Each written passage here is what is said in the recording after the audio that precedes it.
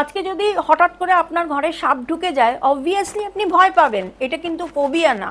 কিন্তু আমি টিভিতে একটা সাপের ছবিও দেখতে পাচ্ছি না, বা একটা আরশোলার ছবিও আমি দেখতে পাচ্ছি না, ছবিটা দেখলেই আমার বীভৎস রকমের অ্যাংজাইটি হচ্ছে, তখন কিন্তু সেটা ফোবিয়া। আজ আলোচনা করব জেনারেলাইজড অ্যাংজাইটি ডিসঅর্ডার নিয়ে, যেটাকে আমরা বলি জিএডি।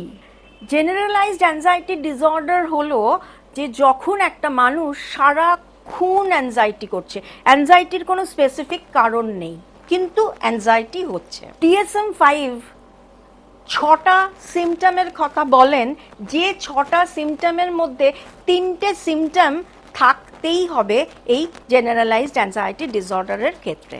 প্রথম যে সিমটম সেটা হচ্ছে রেস্টলেসনেস, মানে অস্থির।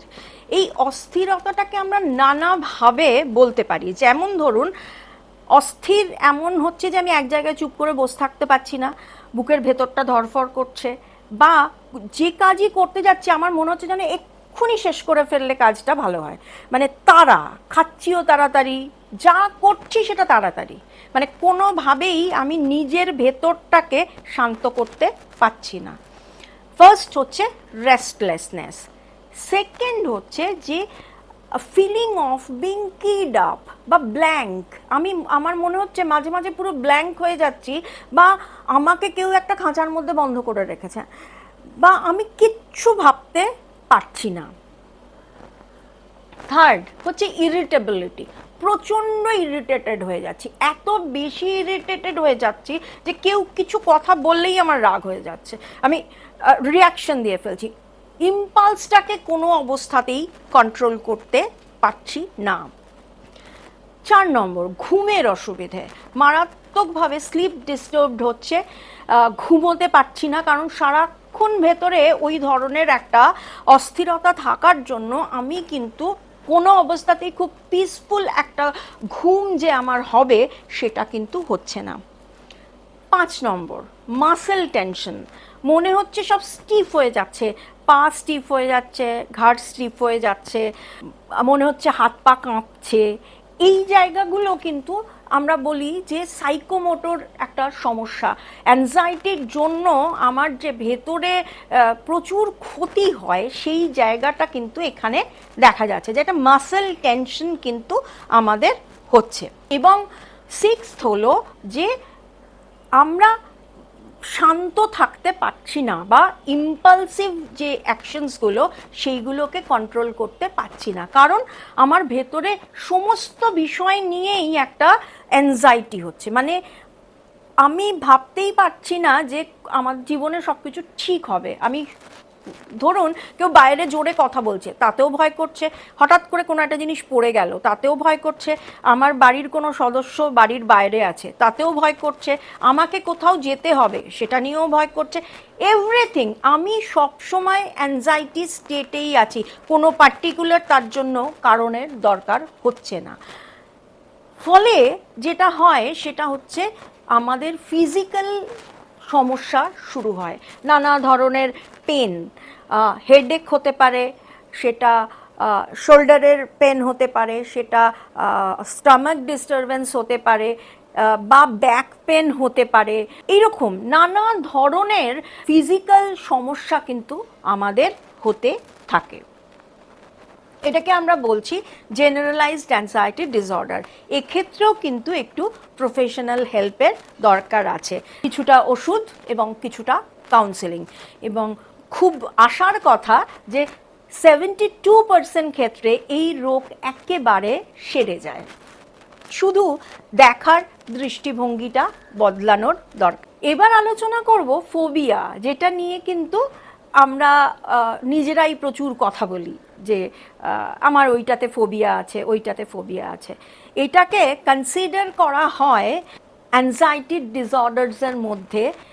আমাদের 3 ধরনের ফোবিয়ার কথা বলা হয়। একটা, প্রথম যেটা সেটা হচ্ছে স্পেসিফিক ফোবিয়া। স্পেসিফিক ফোবিয়া হলো সেটা জীবজন্তুতে হতে পারে, সেটা রক্ততে হতে পারে, সেটা জীবজন্তুর মধ্যে কিন্তু ইনসেক্টসও পড়ছে। হ্যাঁ, এছাড়াও হতে পারে যে ব্লাড ইনজেকশন ইনজুরি হতে পারে, ক্লোজনেস হতে পারে। স্পেসিফিক্যালি ক্লোজনেস বলতে এখানে বোঝানো হচ্ছে যে লিফট বা এইরকম কোনো বদ্ধ জায়গা আর কি, প্লেন অনেক সময় হয়। এবং আরেকটি হয় যে অ্যাটিপিক্যাল ফোবিয়া, মানে ধরুন পেছন থেকে কেউ আপনাকে জোরে ডাকলো, আপনি চমকে উঠে এমন ভয় পেলেন যে, মানে ওটাও আমাদের ক্ষেত্রে ফোবিয়া। এই ফোবিয়া কিন্তু একটা পার্টিকুলার বিষয়ই হবে, মানে একটা পার্টিকুলার বিষয়ে ইররেশনাল ফিয়ার। ধরুন আজকে যদি হঠাৎ করে আপনার ঘরে সাপ ঢুকে যায়, অবভিয়াসলি আপনি ভয় পাবেন, এটা কিন্তু ফোবিয়া না। কিন্তু আমি টিভিতে একটা সাপের ছবিও দেখতে পাচ্ছি না, বা একটা আরশোলার ছবিও আমি দেখতে পাচ্ছি না, ছবিটা দেখলেই আমার বীভৎস রকমের অ্যাংজাইটি হচ্ছে, তখন কিন্তু সেটা ফোবিয়া, কারণ এটা ইরেশনাল। সাপ নিশ্চয়ই টিভি থেকে বেরিয়ে এসে আমাদের কামড়াবে না, বা আরশোলার ছবি দেখা মানে আরশোলা ঘুরে বেড়াচ্ছে নয়। সুতরাং ফোবিয়া হচ্ছে ইরেশনাল ফিয়ার। আর এছাড়াও যেটা ভীষণভাবে আমরা ফেস করি সেটা হচ্ছে সোশ্যাল ফোবিয়া। আপনি খুব ভালো গান করেন, ঘরে বসে গান করছেন, কিন্তু যে মুহূর্তে 5টা লোকের সামনে আপনাকে গান করতে বলা হচ্ছে, আপনি প্রচণ্ড ভয় পেয়ে যাচ্ছেন এবং সেই পারফরমেন্স আপনার হচ্ছে না। তার মানে সোশ্যাল সিচুয়েশনে সবসময় যে আমরা একটা রিজেকশন, জাজড হওয়ার ভয় পাই, সেইটা আপনার মনের মধ্যে বসে গেছে। আমরা সবসময়ই ভাবি যে যেই আমি গানটা করব সঙ্গে সঙ্গে লোকে আমাকে জাজ করবে, আমি বোধহয় ভালো করে গাইতে পারবো না। এই যে ভয়, সেটা যে কোনো সোশ্যাল পারফরমেন্স হতে পারে, সেটা হতে পারে যে আপনাকে অচেনা কোনো মানুষের সামনে গিয়ে কিছু কথা বলতে হবে। এই সমস্ত বিষয়গুলোকেই কিন্তু আমরা সোশ্যাল ফোবিয়ার মধ্যে ফেলবো। এছাড়াও যেটা হয় সেটা হচ্ছে অ্যাগোরাফোবিয়া।